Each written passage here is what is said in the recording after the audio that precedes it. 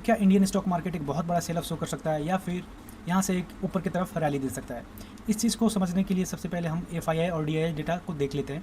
तो अगर आप एफआईआई एंड डीआईआई डेटा देखोगे ओवर द वीक, तो यहाँ पे देख सकते हो, यहाँ पे एफआईआई कंटिन्यूस यहाँ पे नेट पे सेलिंग शो किया है और यहाँ पे डीआईआई नेट पे यहाँ पे बाइंग शो किया है। ठीक है, तो ये क्या इंडिकेशन है कि इंडियन स्टॉक मार्केट से जो भी फॉरेन इन्वेस्टर्स है वो यहाँ से डेली बेसिस पे सेल ऑफ करते जा रहे हैं। ठीक है, हालांकि जो भी इंडियन इन्वेस्टर्स है या फिर इंडियन कंपनीज है वो डेली बेसिस पे यहाँ पे बाई कर रही है। तो क्या ये एक अच्छा इंडिकेशन है या फिर एक यू कह ले कि एक बहुत बड़ा इंडिकेशन है इंडियन स्टॉक मार्केट के लिए?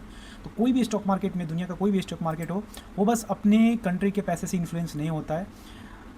कोई भी स्टॉक मार्केट में अगर बाहर से इन्वेस्टिंग आता है,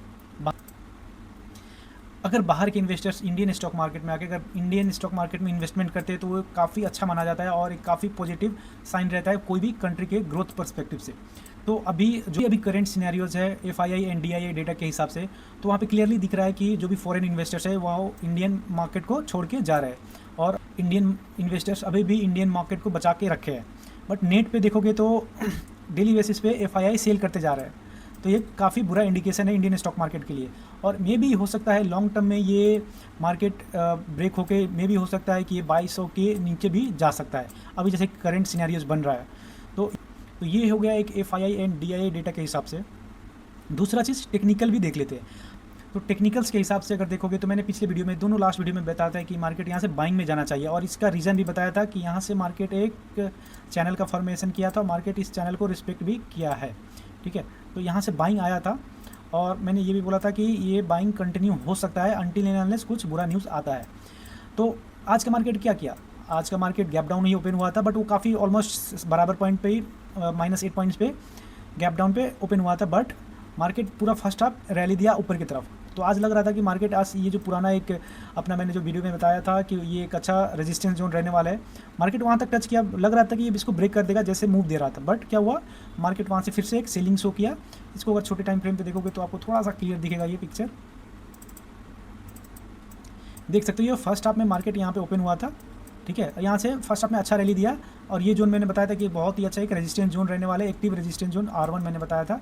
तो यहाँ पे मार्केट ने एक बार टैप करके ये जो बाइंग शो किया था ना, तो इस बार ही लगा था कि मार्केट इसको ब्रेक कर देगा। बट क्या हुआ, फिर से मार्केट में यहाँ से एक ड्रास्टिक सेलिंग आया और मार्केट निगेटिव में क्लोज दिया। तो अगर देखोगे तो बहुत ज़्यादा नीचे का क्लोजिंग नहीं था, बट ये जो भी बाइंग आया था ना, मार्केट इसको सस्टेन नहीं किया, इसको फिर से नीचे की तरफ धकेल दिया है। तो एक ये काफ़ी बुरा इंडिकेशन है, मार्केट ऊपर जाना तो चाह रहा है लेकिन मार्केट ऊपर सस्टेन नहीं कर पा रहा है। तो टेक्निकली भी देखोगे तो अगर इस जोन का कहीं से भी अगर ब्रेकआउट आ जाता है ना, ये जो एक लाइन आ रहा है इसका, फिर मार्केट में बहुत बड़ा एक क्रैश देखने को मिल सकता है। अगर टेक्निकल्स की बात करें तो देखो यहाँ से अभी भी बाइंग आने का चांसेस है।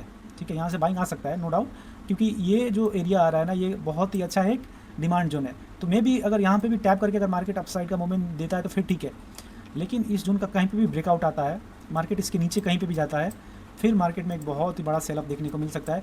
और अगर जियोपॉलिटिकल का बात करें तो वो ऑलरेडी निगेटिव सेंटीमेंट में चल रहा है। फॉरेन मार्केट का बात करेंगे तो वो भी ऑलरेडी निगेटिव में चल रहा है। अगर आप यूएस मार्केट को देखोगे, गिफ्ट निफ्टी, तो अगर इंटरनेशनल मार्केट को देखते हैं तो यूएस मार्केट देख सकते हो यहाँ पे सारा रेड में है इंटरनेशनल इंडाइसेस, गिफ्ट निफ्टी हल्का सा पॉजिटिव में है, बट ये सारे निगेटिव में। इसके बहुत सारे रीज़न है। एक तो हो गया जियोपॉलिटिकल टेंशन, जो वार अभी चल रहा है ना यूएस और ईरान का, ये एक रीज़न हो गया।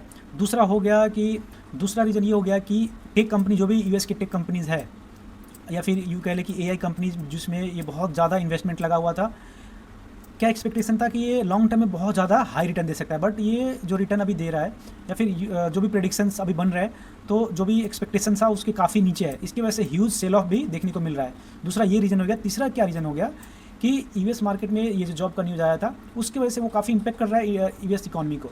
अभी इन्फ्लेशन काफ़ी हाई हो गया है, फेड रेट वगैरह बढ़ गया है, तो ये एक निगेटिवली भी इम्पैक्ट कर रहा है। ये जो भी अभी ये निगेटिविटी देखने को मिल रहा है ना, तो इसका ये कारण और भी है कि यूएस बॉन्ड में जो यील्ड है वो काफ़ी इंक्रीज होते हुए दिखा है। यहाँ से सेल करके बॉन्ड्स में क्या कर रहे हैं, इन्वेस्ट कर रहे हैं। तो यहाँ से ऑब्वियस सी बात है कि यहाँ से पैसा जाएगा, इसका थोड़ा बहुत। तो ये तो हो गया टेक्निकल्स के हिसाब से, मार्केट अभी भी लग रहा है कि यहाँ से सेलिंग में जा सकता है। दूसरा चीज़ ये भी हो सकता है कि मार्केट यहाँ से आके सपोर्ट बना के यहाँ मार्केट फिर से एक ऊपर के तरफ मूव दे सकता है। ठीक है, बट अभी जो भी करंट सिनेरियोज है, तो आई थिंक कि मार्केट इसको ब्रेक करना चाहिए।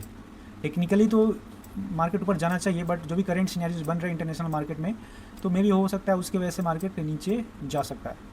सारे प्रेडिक्शंस हो सकते हैं, बट आपको ध्यान में क्या रखना है कि कौन से जोन आपके लिए इंपॉर्टेंट रहने वाले हैं। लेट्स से कि अभी देखो क्या होता है कि कोई भी चीज़ जो फ्यूचर में वो प्रेडिक्ट नहीं किया जा सकता 100%, ठीक है। तो अगर मान लो कि मार्केट क्या करता है, इसके नीचे आता है ना, फिर यहाँ पे आप ट्रेड को थोड़ा सा होल्ड कर सकते हो, देख सकते हो कि मार्केट इसके नीचे सस्टेन कर रहा है क्या। अगर मार्केट इसके नीचे सस्टेन किया ना, फिर आप सेलिंग का प्लान अच्छे से कर सकते हो, क्योंकि यहाँ से जो सेलिंग आएगा ना बहुत फास्ट आ सकता है, ठीक है। अगर मार्केट इसके नीचे आके आपको ट्रैप करता है, फिर ये जो बाइंग आएगा ना, फिर ये इस लेवल को ब्रेक करने का कैपेसिटी रखता है, ठीक है। क्योंकि इसके ऊपर ही जो भी रेजिस्टेंस जोन है ना, इसके ऊपर ही है, ये देख सकते हो, इसके ऊपर ही है, इसके नीचे कोई resistance zone, active resistance zone है ही नहीं। तो हो सकता है अगर इसको अगर ट्रैप बनाता है मार्केट, इस जोन का ट्रैप बनाता है, तो फिर ये इसको ब्रेक कर सकता है। इसी हिसाब से हम लोग एक सपोर्ट एंड रेजिस्टेंस जोन का भी बात कर लेते हैं। तो अगर मान लो कि मार्केट में यहाँ से बहुत बड़ा सेलिंग आता है, ठीक है, यहाँ से ही सेलिंग आता है, तो फिर ये एरिया बहुत ही अच्छा सपोर्ट जोन रहने वाला है। मार्केट अगर इसको ब्रेक करता है, फिर यहाँ पे फिर अगर इसका ब्रेक आता है ना, तो फिर जो भी राउंड ऑफ नंबर है वही काम आ सकते हैं फॉर द सपोर्ट जोन। जैसे कि हो गया 23,000 हो गया, या फिर यूँ कह ले कि 22,500, ठीक है, 23,000, 22,500, ऐसे जो राउंड ऑफ साइकोलॉजिकल नंबर है ना, वही रेजिस्टेंस जोन की तरह काम कर सकते हैं एक्टिवली, ठीक है। अगर मार्केट में मान लो यहाँ से बाइंग आता है ना, तो फिर जो पिछला मैंने जो बताया था रेजिस्टेंस जोन, वो बहुत ही इंपॉर्टेंट रेजिस्टेंस जोन है अभी भी, ठीक है। अभी भी ये जो रेजिस्टेंस जोन है बहुत ही अच्छा रेजिस्टेंस जोन है, क्योंकि मार्केट में यहाँ से दोबारा से सेलिंग आया है।